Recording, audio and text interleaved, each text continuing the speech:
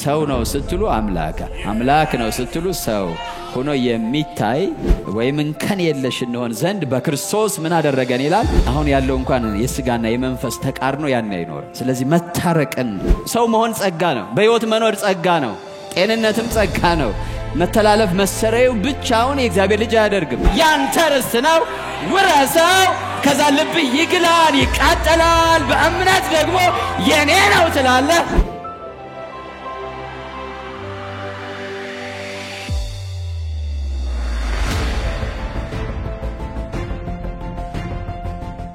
ፋዘር እናመሰግንሃለን።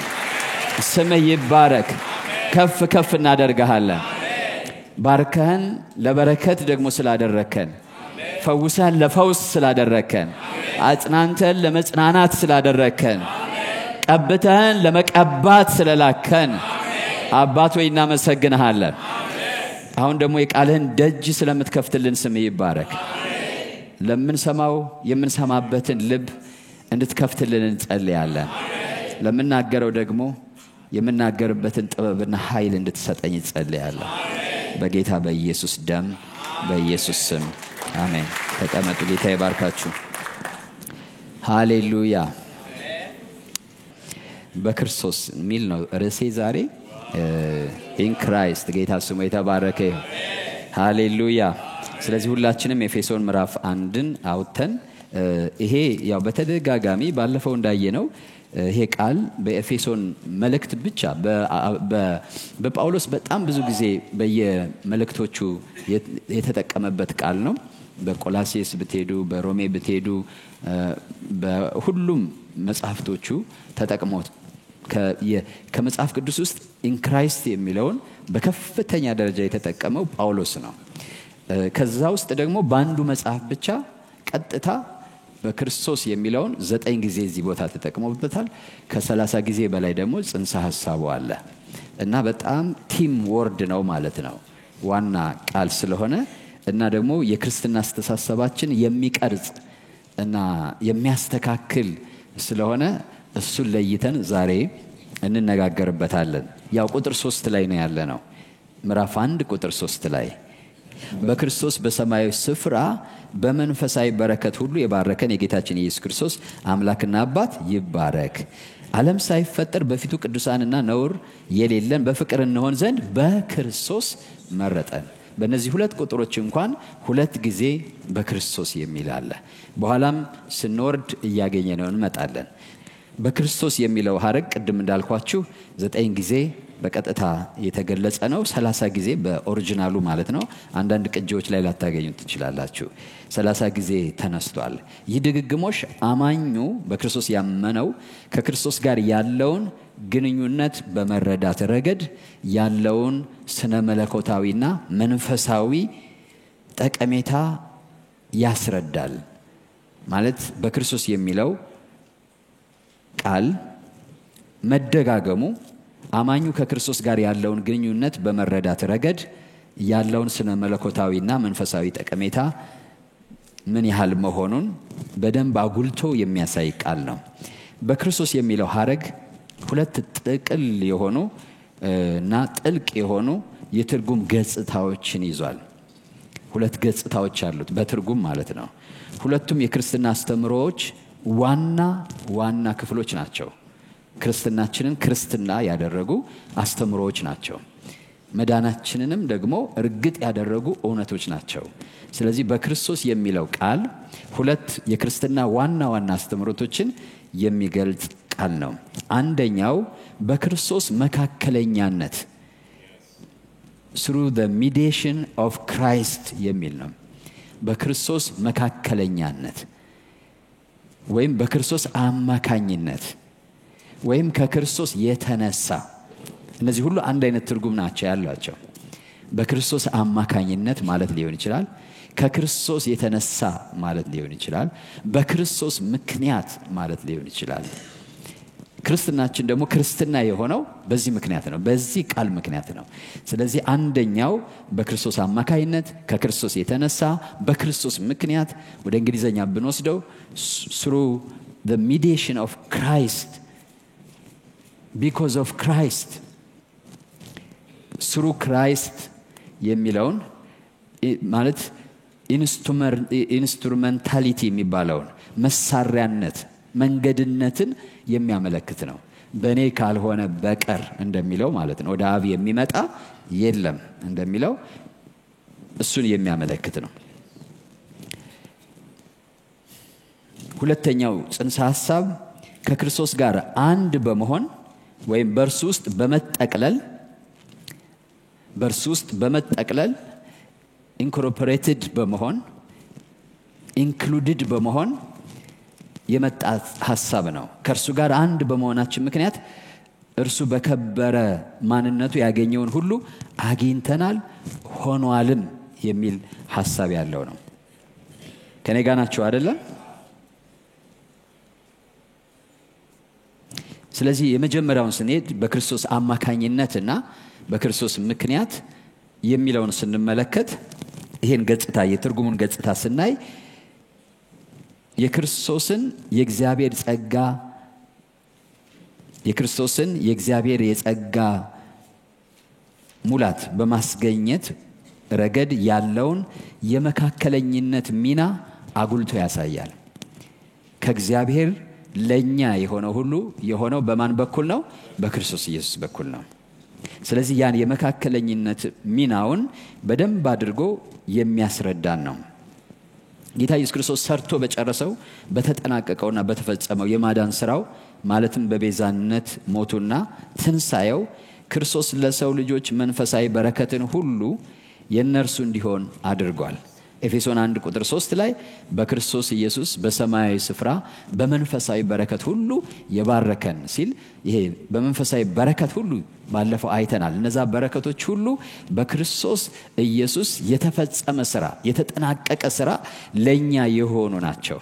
ስለዚህ የተጠናቀቀውና የተፈጸመው ስራ ብዙ ዘርዝረናቸዋል፣ አትረሱም ብዬ አስባለሁ። መጨረሻ ላይ ያቆምነው በክርስቶስ በኩል ወደ አብ መግባት በስራው አለን።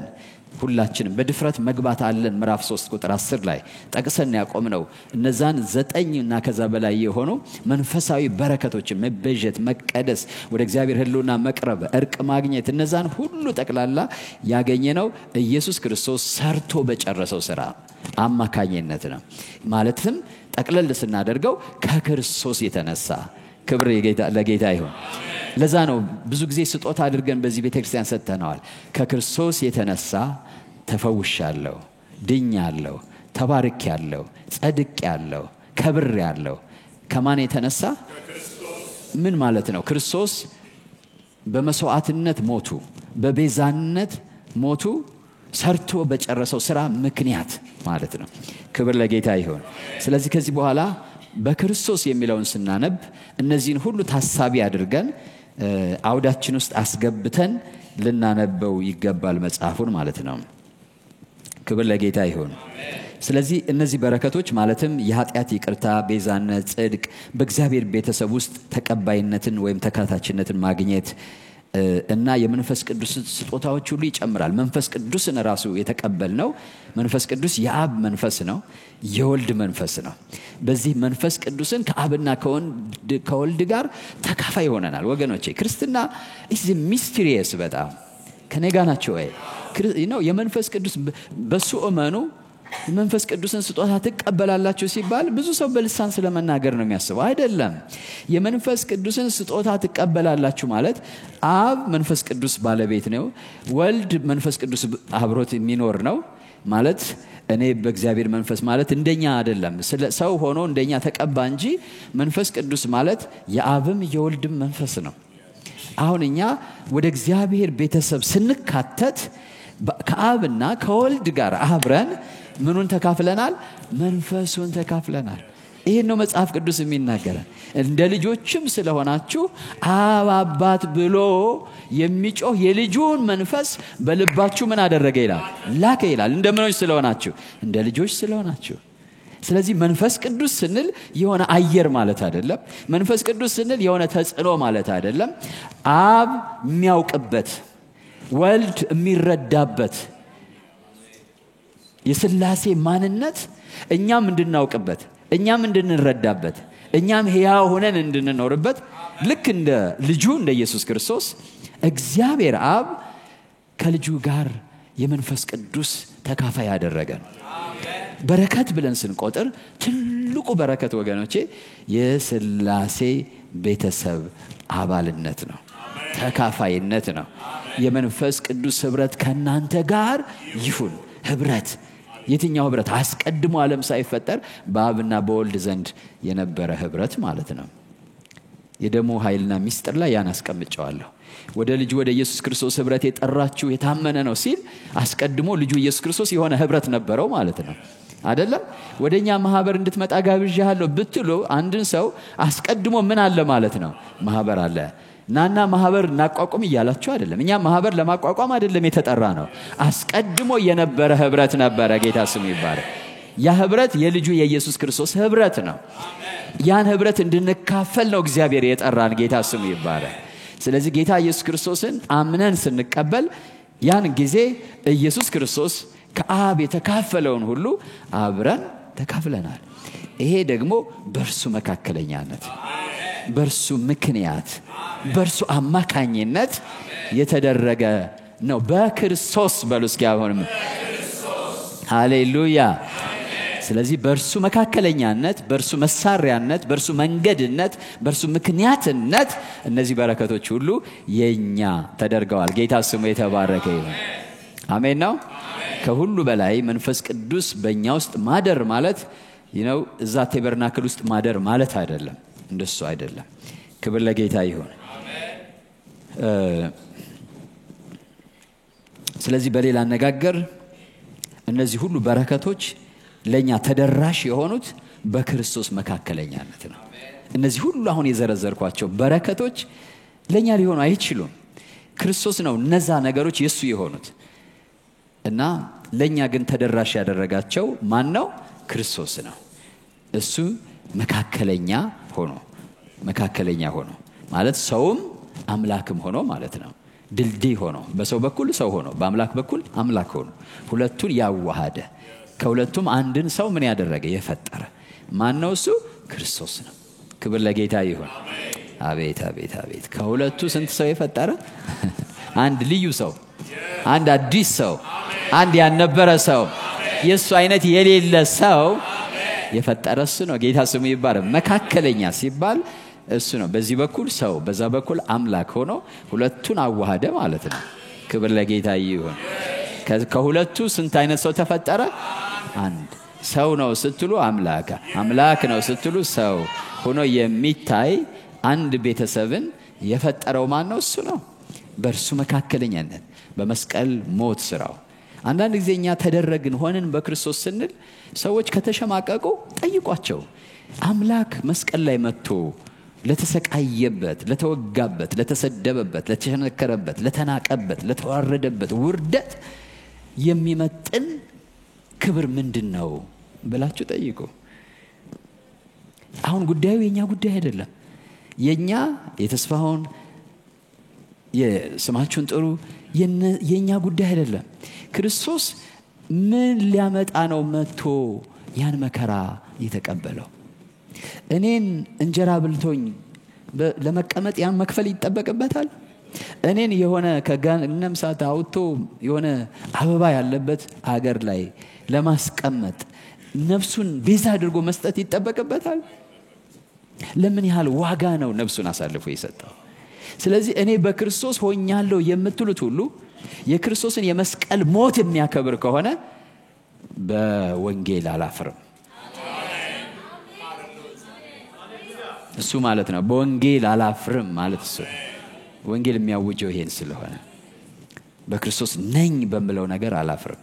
ተደርጋለሁ በመለው ነገር አላፍርም። ምክንያቱም የሆንኩትም የተደረኩትም በእርሱ መካከለኛነት ነው።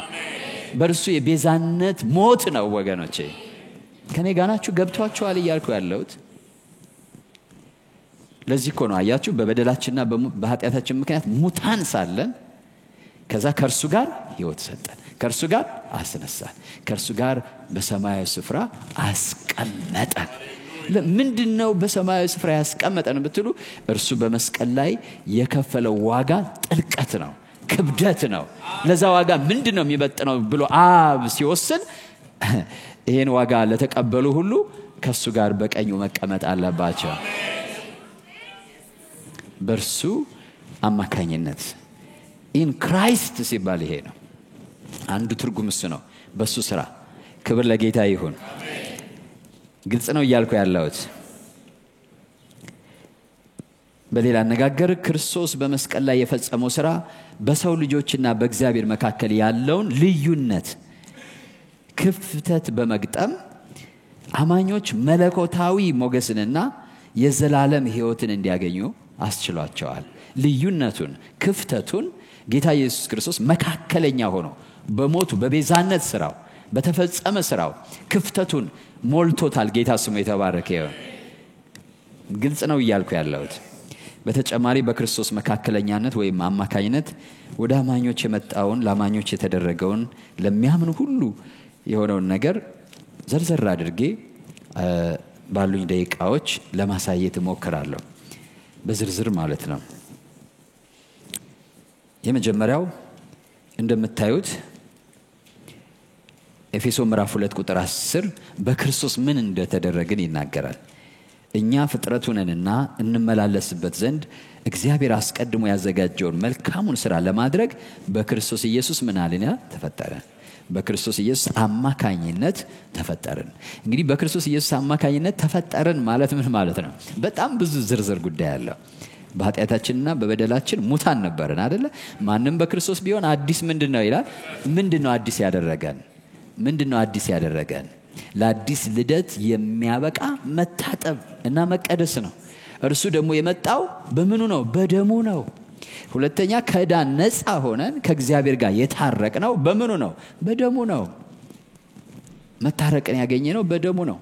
ስለዚህ በክርስቶስ ተፈጠርን ሲባል ልክ እግዚአብሔር ሰውን በመልካችን እንደ ምሳሌያችን እንፍጠር ብሎ እንደተፈጠርን አይደለንም። አሁን በክርስቶስ ኢየሱስ የቤዛነት ሞት ነው እንደገና የተፈጠር ነው። ብዙ ዝርዝር ጉዳዮች አሉ እዛ ጋር ብዙ ዝርዝር ጉዳዮች አሉ። በክርስቶስ ኢየሱስ ተፈጠርን ማለት አሁን በእግዚአብሔር ተፈጠርን ቢባል ሰውን በመልካችን እንደ ምሳሌያችን እንፍጠር አለ። ከዛ ሰውን ከምድር አፈር አበጀው። ከዛ በአፉም የሕይወትን እስትንፋስ ምን አለበት? እፍ አለበት። በክርስቶስ ግን ተፈጠርን ሲባል ሰውየው በበደሉና በኃጢአቱ ምክንያት ሙት ነበረ። በአየር ላይ ላለው መንፈስ አለቃ ፈቃድ እየታዘዘ የሚመላለስ የልቦናውን ፈቃድ የሚፈጽም ነበረ። የእግዚአብሔርም ደግሞ ጠላት ነበረ። ይሄን ሁሉ ደምሩና እነዚህን ነገሮች ሁሉ አስወግዶ ለአዲስ ልደት በሚያበቃ መታጠብ መታደስ በደሙ የሆነ ስርየት እግዚአብሔር ስሙ የተባረከ ይሁን። አይገባም ተብለን እንዳንኮነን ደግሞ በጸጋ ለዛ ክፍያ ከፍሎ ያ ነው። እንግዲህ በክርስቶስ ተፈጠርን ሲባል እንዳልኩት አይደለም እንፍጠር አለ ፈጠረ እንደሚባለው አይደለም። እኔና እናንተ ዳግመኛ የተፈጠርነው ከባድ ክፍያ ተከፍሎ ነው ወገኖች። መንፈስ ቅዱስ መጥቶ እንደገና በእኛ ውስጥ እንዲገባ ድሮ ዝም ብሎ እግዚአብሔር መጥቶ ከኔ ጋር ናችሁ ሰውን በመልካችን እንደ ምሳሌያችን ምን እናድርግ? እንፍጠር። ከዛ አካሉን ከምድር አፈር አበጀው። እግዚአብሔር መስቀል ላይ አልተሰቀለም፣ አልተገረፈም፣ ምንም እፍ አለበት። ሰውም ሕያው እስትንፋስ ያለው ፍጡር ሆነ ይላል። አበቃ።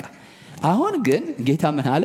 በእኔ የሚያምን የሕይወት ውሃ ወንዝ ከሆዱ ይፈልቃል ብሎ በበዓሉ በሰባተኛው ቀን ጮኸ።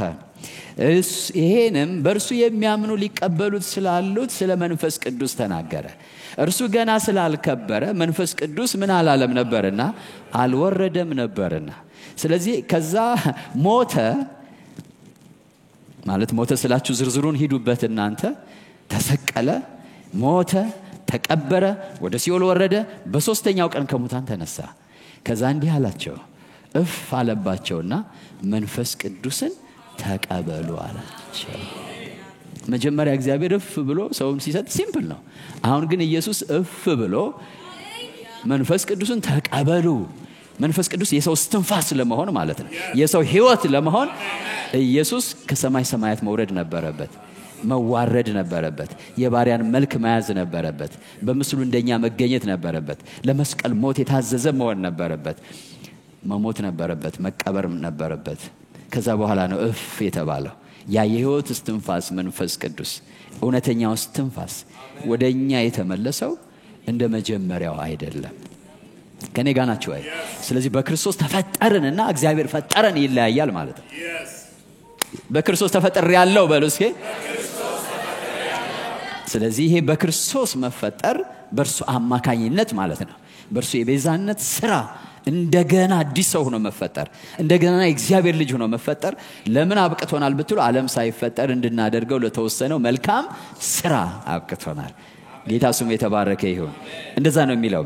እኛ ፍጥረቱ ነንና አዲስ ፍጥረቱ ማለት ነው እንመላለስበት ዘንድ እግዚአብሔር አስቀድሞ ማለት ምዕራፍ 1 ቁጥር 4 ላይ ያለው ማለት ነው። ዓለም ሳይፈጠር አስቀድሞ በፊቱ አለነውርና አለነቀፋ ወይም እንከን የለሽ እንሆን ዘንድ በክርስቶስ ምን አደረገን ይላል? መረጠን ይላል። ጌታ ስሙ ይባረክ። ለዛ ለተመረጥንበት አስቀድሞ ዓለም ሳይፈጠር በሚቀጥለው ሳምንት ይሄን እናወራለን። አስቀድሞ የሚለውን ወይም ፕሪ ዴስቲንድ መሆን እሱን እናወራለን።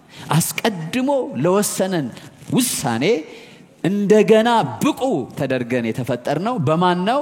በክርስቶስ አማካኝነት ነው። በሉ እስኪ በክርስቶስ አማካኝነት ነው። ክብር ለጌታ ይሁን።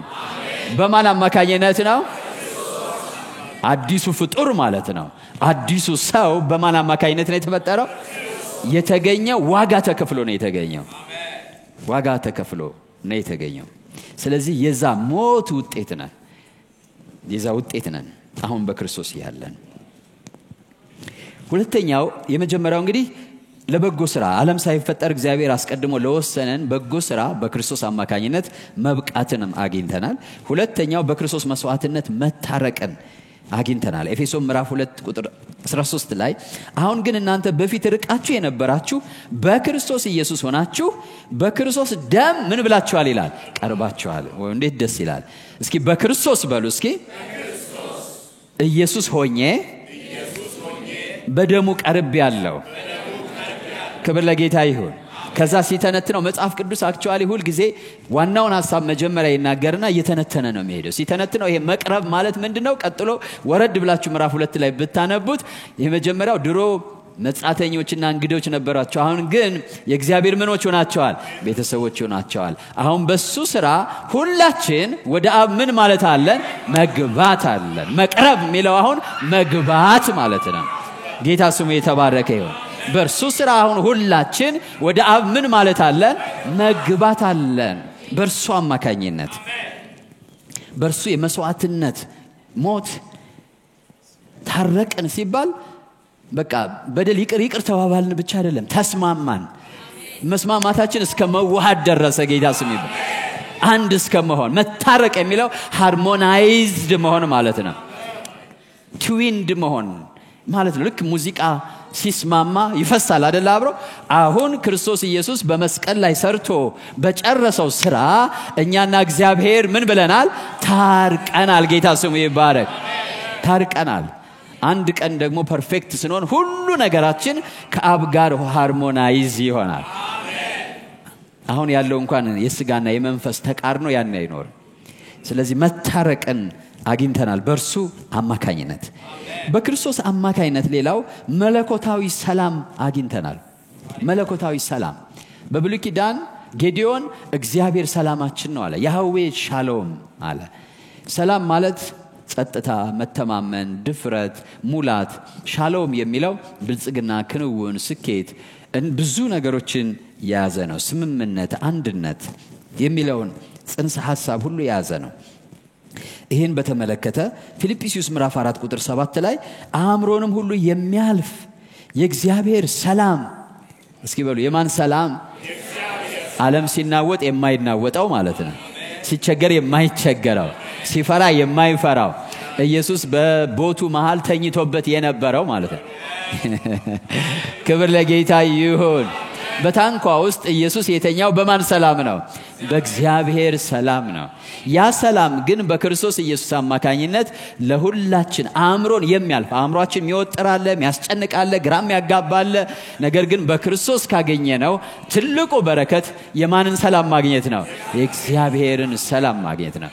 ዲቫይን የሆነ መለኮታዊ የሆነ ምክንያት የለሽ የሆነ ኢንዲፔንደንት ኦፍ this world ማለት the situation ከሁኔታዎች ውጭ በሆነ መልኩ የእግዚአብሔር ሰላም ልባችን ሞልቶታል። ጌታ ስም ይባል። ሰላም አለኝ በልቤ እንደ ወንዝ የሚፈስ የሚለውን መዘመር እንችላለን። ክብር ለጌታ ይሁን። እኔ የምሰጣችሁ ሰላም ዓለም እንደሚሰጥ አይደለም። ያ ሰላም የማን ሰላም ነው? የእግዚአብሔር ሰላም ነው። ክብር ለጌታ ይሁን። ያ ሰላም እኛን ሰላም ያደረገን፣ ከሰው ጋር ሰላም ያደረገን፣ ከእግዚአብሔርም ጋር ምን ያደረገን? ሰላም ያደረገን። ክብር ለጌታ ይሁን። እሱን እናያለን በኤፌሶን 2:13 አሁን ግን እናንተ በፊት ርቃችሁ የነበራችሁ በክርስቶስ ኢየሱስ ሆናችሁ በእርሱ ቀርባችኋል ካለ በኋላ እንደገና እዛው ላይ ቁጥር 14 እና 15 ላይ እርሱ ሰላማችን ነውና፣ እስኪ ክርስቶስ ሰላሜ ነው በሉ እስኪ። ሁለቱን ያዋሃደ። ይሄ ሰላምነት ምን የሚያደርግ ሰላምነት ነው? የሚያዋሃድ ያዋሃደ። በአዋጅ የተነገሩትን የትእዛዛትን ሕግ ሽሮ በመካከል ያለውን የጥል ግድግዳን በስጋው ያፈረሰ፣ ይህም ከሁለታቸው አንድን አዲስን ሰው በራሱ ይፈጥር ዘንድ ሰላምን ያደርግ ዘንድ ነው ይላል። ቅድም ስለ አንድ ሰው ነግሬያቸዋለሁ። ቀጥሎ ደግሞ ሌላው በክርስቶስ አማካኝነት፣ በክርስቶስ መካከለኛነት፣ በክርስቶስ ምክንያት የሆነው ነገር አስደናቂ ነው። ከኔ ጋር ናችሁ ብዬ አስባለሁ። አስገራሚ ነው። አስደናቂ ነው። ይሄን ፓስተር አረጋ ነው ጮሆ ማለት ያለበት እንደሚለው ተስፋ አረጋለሁ ሲወጣ አስባችሁ። ክብር ለጌታ ይሁን። ሃሌሉያ ሃሌሉያ። በጌታ ደስተኞች ናችሁ?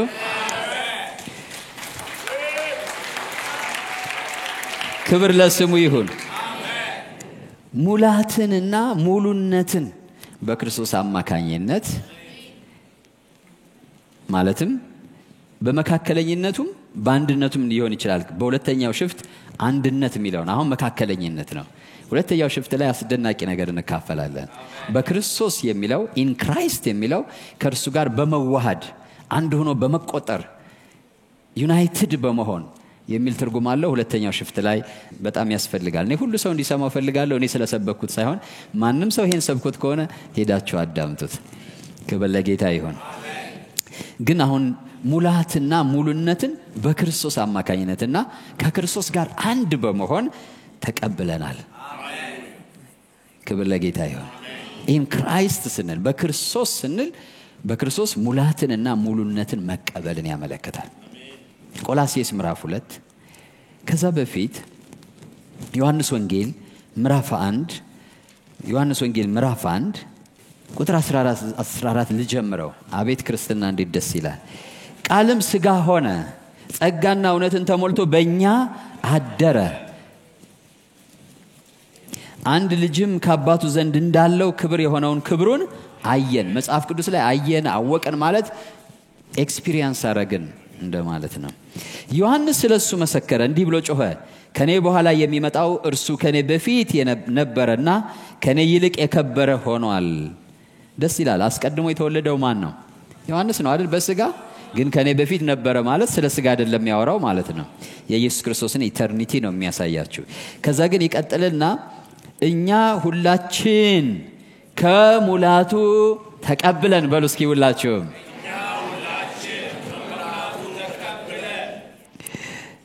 በጸጋ ላይ ጸጋ ተሰጥቶናልና እኛ ሁላችን ከሙላቱ ምን አለን ይላል? ተቀበለን። ከተሞላው የእርሱ ሙላት ብዙ ጊዜ በምሳሌ ያሳይቻለሁ። እስኪ አንድ ያልተከፈተ ውሃ አለ መሰለኝ እዚህ በጣም በፍጥነት ቴንክ ዩ።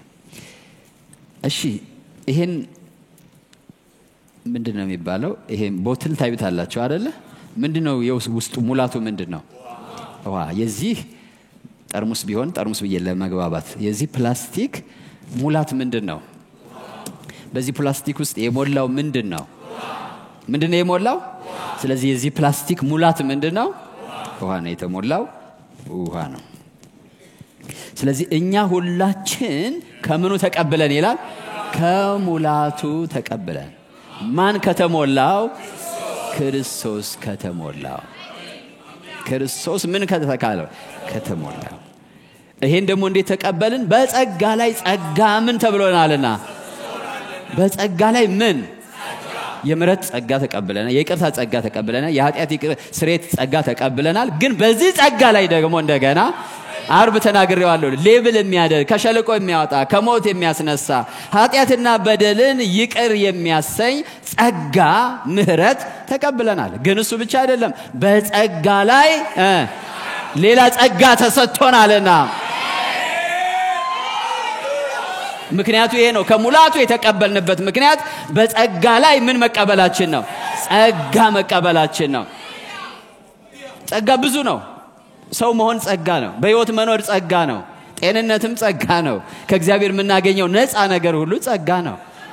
ምሕረት ጸጋ ነው። የኃጢአት ስርየት ጸጋ ነው።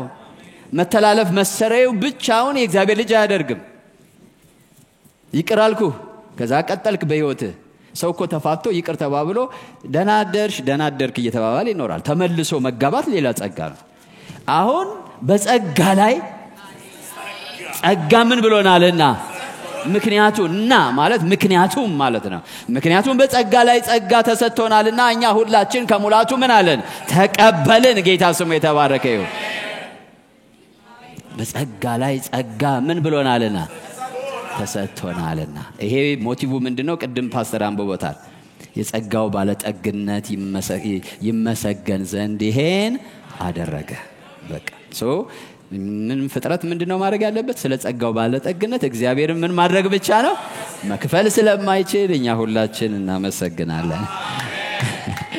በክርስቶስ አማካኝነት እና ከክርስቶስም ጋር ባለን አንድነት የሆነው ነገር ምንድነው? ሙላትና ሙሉነትን fullness and perfection ሙላትና በሉስኪ ሙሉነትን በክርስቶስ አማካኝነትና ከክርስቶስ ጋር አንድ በመሆን ተቀብያለሁ። በሉስኪ ያ አለነውር አለነቀፋ ማለት ጉርለት የሌለበት ማለት ነው። ጌታ ስሙ ይባረክ። ያ የማን ውሳኔ ነው? አስቀድሞ ዓለም ሳይፈጠር የእግዚአብሔር ውሳኔ ነው። ክርስቶስ ግን መጥቶ ደግሞ የዛ ምክንያት ሆነ። የሙሉነት ምክንያትና የፐርፌክሽን and the fullness ምክንያት ሆነን ጌታ ስሙ የተባረከ ይሁን። ቆላስይስ ምዕራፍ 2 ላይ ቁጥር 9 ይሄን ይናገራል። በእርሱ ማለት in Christ ማለት ነው። በእርሱ የመለኮት ሙላት ሁሉ በሰውነት ተገልጦ ይኖራልና። አያችሁ? ከሙላቱ ተቀብለን አይደለም የሚለው። ስለዚህ የተሞላው የምን ሙላት ነው? የመለኮት ሙላት። ክርስቶስ የተሞላው የምን ሙላት ነው? የመለኮት ሙላት። ወይም መለኮት በሰውነት ተገልጦ የሚታየው በማን ነው? በክርስቶስ ነው። ወይም በሌላ አነጋገር ክርስቶስ ማለት መለኮት በስጋ ማለት ነው። ስለዚህ በእርሱ የመለኮት ሙላት ሁሉ በሰውነት ተገልጦ ይኖራልና ለአለቅነትና ለስልጣን ሁሉ ራስ በሆነ በእርሱ ሆናችሁ ይሄ አንድነትን ነው የሚያመለክተው። ሰከንድ ሽፍት ላይ እናያለን። in him incorporated ሆናችሁ included ሆናችሁ ተሞልታችኋል። ምን ብላችኋል? ተሞልታችኋል። ሃሌሉያ።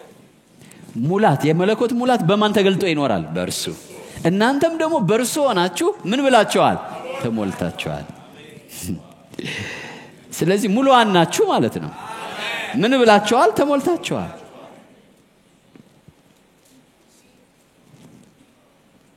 ይሄ ትርጉም ሁለት ነው። you are perfected and you are filled የሚል ነው። ተሞልታችኋልም ፍጹማን ተደርጋችኋል ማለት ነው።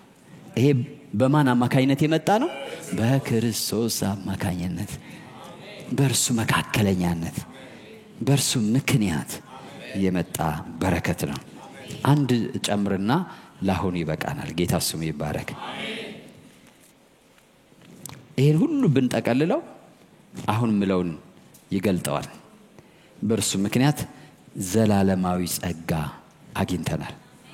ወይም አማኝ ሁሉ በእርሱ ምክንያት ዘላለማዊ ጸጋ። ዘላለማዊ ሲባል ፓስት ኢተርኒቲ እንለዋለን ለማይንዳችን፣ ሌላ ቋንቋ ስለሌለ ፓስት ኢተርኒቲ፣ ፊቸር ኢተርኒቲ። ዓለም ሳይፈጠር በፊቱ አይደለም የሚለው? ዓለም ሳይፈጠር በክርስቶስ ኢየሱስ ሥራ የእሱ ልጆች ልንሆን አስቀድሞ ወሰነን ልጆቹ ልንሆን። ስለዚህ ዓለም ሳይፈጠር በፊቱ በፍቅር እንሆን ዘንድ መወሰን፣ ዓለም ሳይፈጠር በክርስቶስ ኢየሱስ ሥራ ልጆቹ ለመሆን መታቀድ፣ እነዚህ ሁሉ ጸጋ ናቸው። ግን ይሄ ጸጋ ከፍጥረት ሁሉ ተለይተን የኛ እንዲሆን መላእክት ያላገኙት ፍጥረት ያላገኘው የኛ እንዲሆን የዘላለምን ጸጋ ማለት before the foundation of the world ይሄ before the foundation በሚቀጥለው ሳምንት እናወራለን። ወርልድ የሚባለው ገና ጽንሱ ሳይጸነስ ማለት ነው። before the foundation የሚባለው እንደዛ ማለት ነው። ዘር ሳይዘራ የሚል ትርጉም ነው ያለው። ዘር ምን ሳይዘራ ገና ዓለም የሚባለው ፍጥረት የሚባለው የመፍጠር ሐሳብና ዘር ሳይኖር እግዚአብሔር ያሰበው እኔና እናንተ ነው። before the foundation የሚለው ትርጉም እሱ ነው። እየሰማችሁ ነው ወይ? ዓለም ሳይፈጠር ነው አማርኛችን። እንግሊዘኛው before the foundation ነው የሚለው። ፋውንዴሽን የሁሉ ነገር መጀመሪያ አይደለም? ስለዚህ ዓለም ገና መጀመሪያ ሳይታሰብ ሲድ ሳይደረግ ያኔ መሰረት ሳይጣል ማለት ነው። ያኔ እኛ ታስበናል በፊቱ አለ ነውርና አለ ነቀፋ ለፍቅር በፍቅር እንሆን ዘንድ ማለት ነው። ከዛ ደግሞ ያ ደግሞ የሚሆነው መንገዱ የሚፈጸመው የሚከናወነው ግብ የሚመታው በክርስቶስ ኢየሱስ ሥራ ነው። እኛ ልጆች ስንሆን እሱ ሲሰራልን ማለት ነው። ስለዚህ ይሄ ጸጋ እንዲህ አይነቱ ጸጋ በእርሱ ሆነን ሙሉ የመሆን በእርሱ ሆነን መንፈስ ቅዱስን ከአብና ከወልድ ጋር የመካፈል ዮሐንስ ወንጌል ምዕራፍ 17 እናንብቡት። ያን ትልቅ ጸጋ እግዚአብሔር አምላክ የሰጠን አሁን አይደለም፣ ዓለም ሳይፈጠር ያኔ እኛን ገና ሲያስብ በክርስቶስ አማካኝነት ምን ተሰጥቶናል? ጸጋ ተሰጥቶናል። የመመረጥ የእግዚአብሔር ልጅ የመሆን ጸጋ ተሰጥቶናል። ስለዚህ ለዚህ ነው ክርስቶስን ያለ ገደብ ያለ ወሰን ማመስገን ያለብን፣ መኩራት በክርስቶስ ያለብን። ጅማሬያችን ነው። ገና ጅማሬያችን ስንል before the foundation of the world እግዚአብሔር ሲያስበኝ ያሰበኝ በማን ነው? በክርስቶስ በኩል በክርስቶስ አማካኝነት በእርሱ መካከለኛነት አስቦኛል። ጌታ ስሙ ይባረክ። በማን ነው የታሰብኩት? በክርስቶስ በኩል። ገና በሐሳብ ደረጃ እግዚአብሔር ያሰበኝ ያቀደኝ የወሰነኝ የመረጠኝ በማን አማካኝነት ነው? በክርስቶስ አማካኝነት። ክርስቶስ ዘመኑ ሲደርስ መጥቶ በሚከፍለው ዋጋ መጥቶ በሚሞተው ሞት በሚቀበለው ስቃይ በዛ መካከለኛነት በዛ አማካኝነት ልጁ እንደሆን ዓለም ሳይፈጠር አስቀድሞ ያን ጸጋ በክርስቶስ ሰጠኝ። ጌታ ስሙ ይባረክ። ኢን ክራይስት ማለት ይሄ ነው። ብራዘር ሲስተር ከክርስቶስ ውጪ ደስት ቢነኛ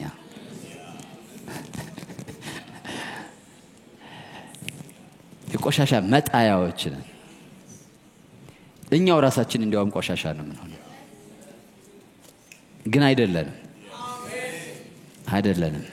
አንድ ሰው ከክርስቶስ ውጪ ከሆነ ምንም በቃ ፋውንዴሽን የለውም፣ መሰረት የለውም፣ የመኖር ምክንያት የለውም። ስለዚህ ክርስቶስ ለመኖራችን ራሱ ለመምጣታችን ምክንያት ነው። አሁን ያለነው ከማን የተነሳ ነው? ከክርስቶስ የተነሳ።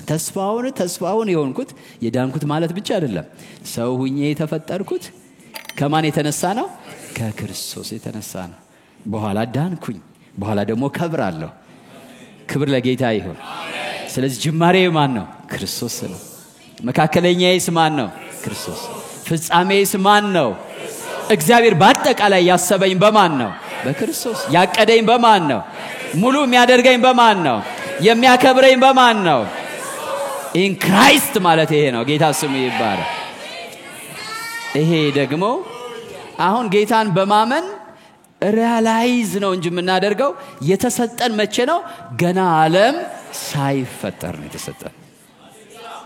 አሁን ክርስቶስ ዘመኑ ሲደርስ መጥቶ ምንድነው ያደረገው? አክቹአላይዝ ነው ያደረገው። እኛ ደግሞ በመንፈስ ቅዱስ አማካይነት ሪያላይዝ እናደርገዋለን እናጣጥመዋለን የራሳችን እናደርጋለን የግላችን እናደርገዋለን ስለዚህ ጢሞቴዎስ ሁለተኛ ጢሞቴዎስ ምዕራፍ 1 ቁጥር 9 ያዳነን በቅዱስ አጠራር የጠራን እግዚአብሔር ነውና ይህም እንደራሱ ሐሳብና ጸጋ መጠን ነው እንጂ እንግዲህ ያዳነንም የጠራንም እንደራሱ ሐሳብ በሉ እስኪ ሁላችሁ አስቀድሞ እንዳሰበው ማለት ነው ምንድነው አስቀድሞ ያስበው በክርስቶስ ኢየሱስ ሥራ የማን ልጆች ልንሆን የእግዚአብሔር ልጆች ልንሆን በክርስቶስ ኢየሱስ ሥራ በፊቱ አለነውርና አለነቀፋ ልንሆን ይሄ የቀደመ ምኑ ነው ሐሳቡ የቀደመ ስንል መቼ ከዓለም መፈጠር በፊት የሆነ ሐሳቡ ነው ስለዚህ ሲጠራን እንደ ሐሳቡ መጠን ነው የጠራን በሃይማኖት ምክንያት ኮርነር ብትይዝ ዋጋ የለም ለኔች ትበቃኛለች እንትን ጥሪያችን እንደምኑ መጠን ነው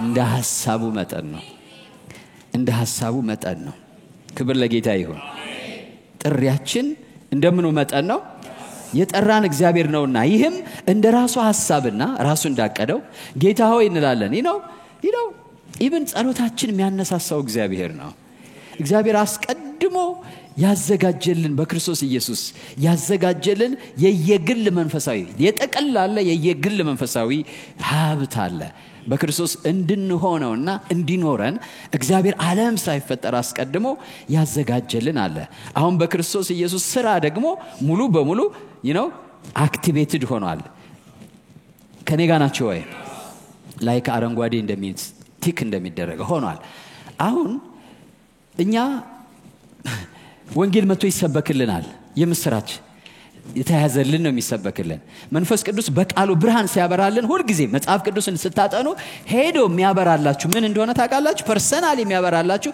በቅዱሳን መካከል ያለውን የናንተን ርስት ነው የሚያበራላችሁ እንድታወሩ አይደለም የናንተ እንድታደርጉት ነው የገባው ሰው አለ ወይ ማለት መንፈስ ቅዱስ ወደ እውነት ሁሉ ምን ያደርገናል ይላል ይመራናል በክርስቶስ ኢየሱስ ወደ ተያዘልን እውነት ማለት ነው ወደ ርስታችን ማለት ነው ኦኬ በፊዚካሉ ልንገራችሁ እዚህ እንደ በክፍለ ከተማ ከፋፍለን ብናየው ለሚኩራ ለክፍለ ከተማ ለማን ልበል ለወንድሙ ዋቄ ነው የተሰጠው ብል ከዛ ገና ሂደህ አላየውም ሀብት ነው ንብረት ነው ከዛ የሚያቀው የሰጠህ ያወረሰ ሰውዬ አዝሮ ያሳያል ይሄ ሁሉ የማን ነው ያንተ ነው ይሄ ሁሉ የማን ነው ያንተ በቅዱሳን በአዲስ አበባ መካከል ያለ የርስት ባለ ጠግነት ይሄን ይመስላል ብሎ ሰውየው እየመራ ያሳያል መንፈስ ቅዱስ ወደኛ የመጣበት ምክንያት ዓለም ሳይፈጠር በክርስቶስ ኢየሱስ ከጸጋው ባለ ጠግነት የተነሳ የተያዘልን ርስት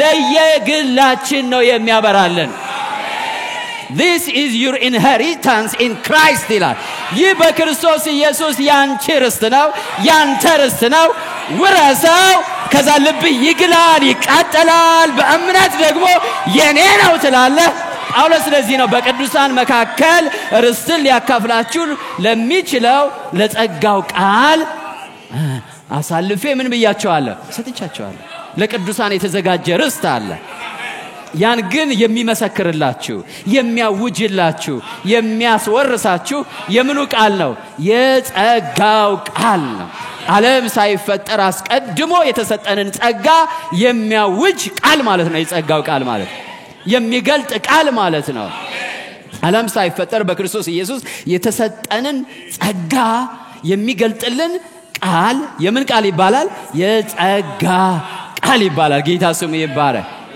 አሜን ነው ወይ ኤፌሶን ከምድር አወጣቸዋል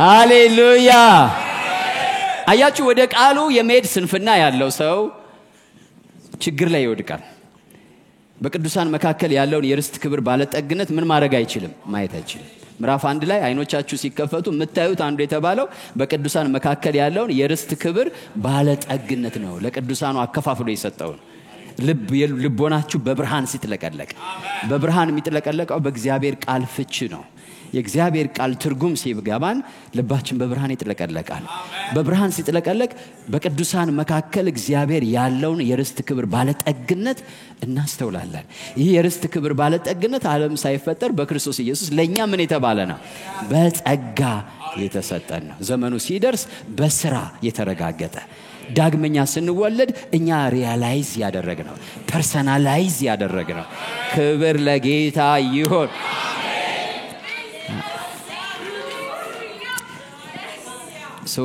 አንድ ሰው መጥቶ ፓስተር ለመንፈሳዊ ህይወት ጽናት ብርታት ወይም እንደው ዓለም ለምትሉ ጥቂት ነገር ምክንያቱም ብትሉ ምንድነው አሁን የገባኝ ማካፍላችሁ ሚስጥር ነው። በቃ ሌላ ምንም የለውም። ክብር ለጌታ ይሁን። ይሄ ነው ያዳነን በቅዱስ አጠራር የጠራን እግዚአብሔር ነውና ይሄም እንደራሱ ሐሳብና ጸጋ መጠን ነው እንጂ ደስራችን መጠን አይደለም። ይህም ጸጋ ከዘላለም ዘመናት በፊት በክርስቶስ ኢየሱስ ተሰጠን። ጸጋ የተቀበልነው በክርስቶስ ኢየሱስ ከዘላለም ዘመናት በፊት ነው። ግን አሁን በወንጌል መሰበክ የግላችን ይሆናል ማለት ነው። አምነን ቃሉን ስንቀበል የምን ይሆናል? የተሰጠን ጥንት ነው፣ አሁን አይደለም። ስለዚህ ቅድም የመጣሁበት ምክንያት ምንድነው? መንፈስ ቅዱስ ወደ ቃሉ ያመጣና ልክ የኛ ርስት ሲሆን ይበራልናል። በቃ የኛ ርስት ነው። ዝም ብላችሁ ለእንትና ነው እንዳትሉ። ልባችሁን ያሞቀ ረበለሽን ያገኛችሁበት ነገር ሁሉ ማለት በቅዱሳን መካከል ያለ የናንተ ርስት ነው፣ የምትወርሱት ነገር። እመኑት እግዚአብሔርን።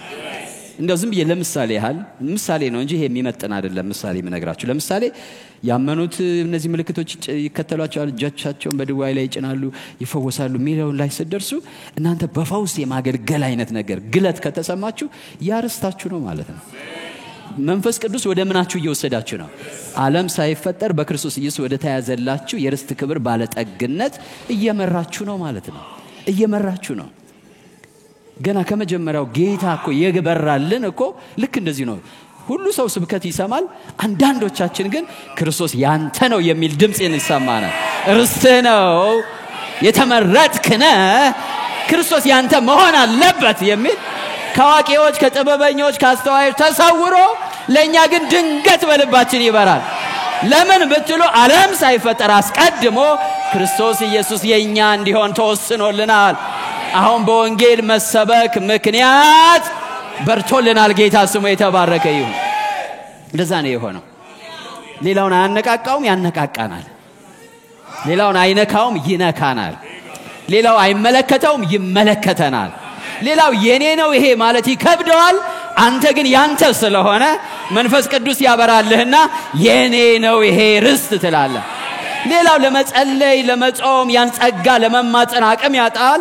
አንተ ግን መንፈስ ቅዱስ ይመጣና ስለዚህ ጉዳይ ማልል፣ ጩህ፣ ትፈልገው ይላል። ረሃብ ይለቅብሃል። ለምን? ያንተ ርስት ስለሆነ፣ ያንተ ድል ፋንታ ስለሆነ። ሌላው የማይራባው ልብህ ይራባዋል፣ የማይጠማው ልብህ ይጠማዋል። ለምን? ያንተ ሊያደርገው እግዚአብሔር አስቀድሞ ወስኖታል። ስለዚህ መንፈስ ቅዱስ መጥቶ በልብ አይገባህም እንጂ ይሄ እኮ ያንተ ነው። ቃትት ይልሃል፣ ጩህ ይልሃል፣ ማልድ ይልሃል፣ ሂድ ይልሃል፣ ስበክ ይልሃል፣ አስተምር ይልሃል፣ ውጣ ይልሃል። ክርስትና የግል የሚሆንበት ምክንያት እዚህ ላይ ነው። እኔ የሚርበይ ሌላው ላይ ይርበው ይችላል፣ እኔ የሚጠማይ ሌላው ላይ ጠማው ይችላል፣ እኔ የሚነካይ ሌላው ላይ ነካው ይችላል። መንፈስ ቅዱስ ከርስቴ ጋር ሲያገናኘኝ የልቤን አይን ሲያበራው እንዲህ ለሆነ ነው እንደ የተጠራሁት ይሄን እስከሆን ድረስ እዘረጋለሁ። ሌላው እንዲኮልን ሆነ የተጠራ ነው እንዘርጋ እንጂ ብትሉት አይዘረጋም። ልክ እንደናንተ መንፈስ ቅዱስ በክርስቶስ ኢየሱስ የተያዘለትን እድል ፋንታ ሊያበራለት ይገባል። ለዛ ነው ጳውሎስ ጸልይላችኋለሁ ያለው። ጸልይላችኋለሁ።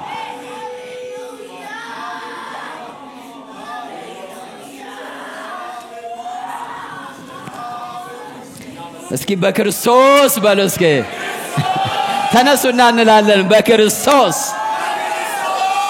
ሃሌሉያ ሃሌሉያ ሃሌሉያ ሃሌሉያ ሃሌሉያ። ለመታሰቤ ምክንያቱ አንተ ነህ በሉት። ለመታቀዴ ምክንያቱ አንተ ነህ። ለመወደዴ ምክንያቱ አንተ ነህ። በኋላም ለመዳኔ ምክንያቱ አንተ ነህ። ለመጽደቄ ምክንያቱ አንተ ነህ። ለመክበሬ ምክንያቱ አንተ ነህ። ጅማሬ አንተ ነህ፣ አሁንም አንተ ነህ፣ ፍጻሜ አንተ ነህ ኢየሱስ።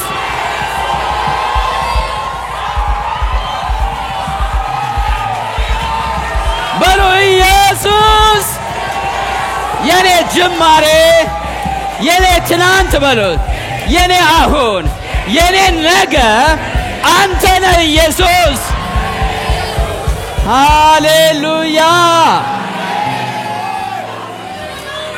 ሃሌሉያ ሃሌሉያ ሃሌሉያ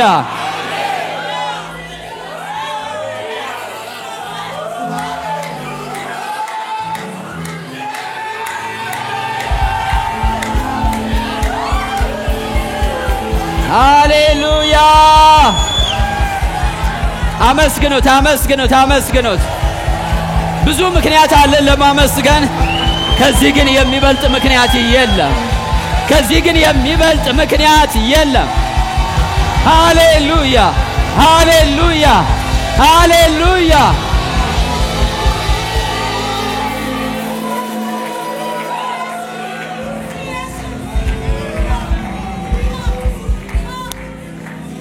ሃሌሉያ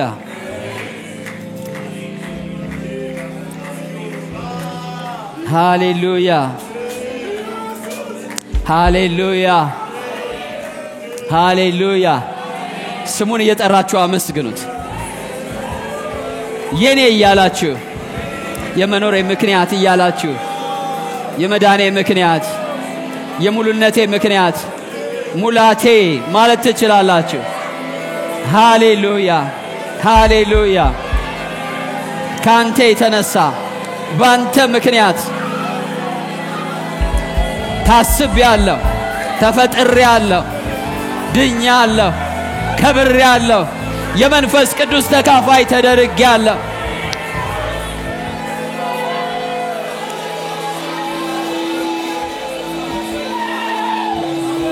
ሃሌሉያ ሃሌሉያ ሃሌሉያ ሃሌሉያ አመስግኑት እኔ ደካማ ነኝ የምትሉ እርሱ ብርታታችሁ ነው እኔ ኃጢአተኛ ነበርኩ ለምትሉ እርሱ ጽድቃችሁ ነው እኔ ከእግዚአብሔር ሩቅ ነበርኩ ለምትሉ እሱ መቅረቢያችሁ ነው እኔ አረባም ለምትሉ እሱ ክብራችሁ ነው ስለዚህ አመስግኑት አመስግኑት አመስግኑት ሃሌሉያ ኢየሱስ ሃሌሉያ ኢየሱስ እናከብርሃለን እናመሰግንሃለን ክብርን ሰጠሃለን ምስጋናን ሰጠሃለን ታርዳልና ይገባሃል ሞታልና ይገባሃል ተበጅተናልና ይገባሃል በስራ ባንተ ስራ የእግዚአብሔር አብ ልጆች አድርገህናል የመንፈስ ቅዱስ ተካፋዮች አድርገህናል እናመሰግንሃለን እናመሰግንሃለን ሃሌሉያ ወገኖቼ ዛሬ ባየነው እውነት የመጽሐፍ ቅዱስን ከዛሬ በኋላ ስታነቡት አዲስ ይሆንባችኋል ዮሐንስ ወንጌልን ስታነቡ ሮሜን ስታነቡ ከዚህ በኋላ ኢየሱስ ምን ያለ እንደሆነ ይገባናል ሃሌሉያ የመጽሐፍ ቅዱስ አውድ ይገባናል ከዚህ በኋላ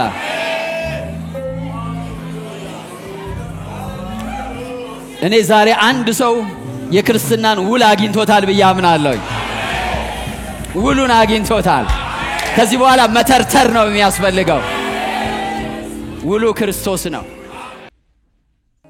ጌታ ኢየሱስን የግል አዳኛችሁ አድርጋችሁ ያልተቀበላችሁ ቀጥሎ ያለውን ጸሎት ከኔ ጋር በመጸለይ ወደ ህይወታችሁ እንዲገባ አሮጌው ታሪካችሁ እንዲያቆም አዲስ ጅማሬ በህይወታችሁ እንዲጀምር ማድረግ ትችላላችሁ አሁን ይሄን አብረን እንጸልይ እኔ የምለውን በማለት ኢየሱስን ወደ ህይወታችሁ ጋብዙት እግዚአብሔር አምላክ ሆይ ዛሬ ወደ አንተ ስለጠራኸኝ አመሰግናለሁ እግዚአብሔር ሆይ እኔ ኃጢአተኛ ነኝ ኃጢአቴን ይቅር በለኝ መተላለፌን ደምስስልኝ ክቡር በሆነው በልጅ በኢየሱስ ክርስቶስ ደም ከኃጢአቴ ሁሉ አንጻኝ እግዚአብሔር ሆይ ዓለምን ሰይጣንን ስራውን ክጃለሁ ጌታ ኢየሱስ ክርስቶስን የሕይወቴ አዳኝና ጌታ አድርጌ ተቀብያለሁ ኢየሱስ ክርስቶስ ከሙታን እንደተነሳ በልቤ አምናለሁ ጌታም እንደሆነ በአፌ መሰክራለሁ። እግዚአብሔር ሆይ ስለተቀበልከኝ አመሰግንሃለሁ። አሁን ልጅህ ነኝ። ይህን ዕድል ስለሰጠኸኝ አመሰግንሃለሁ። አሜን፣ አሜን፣ አሜን።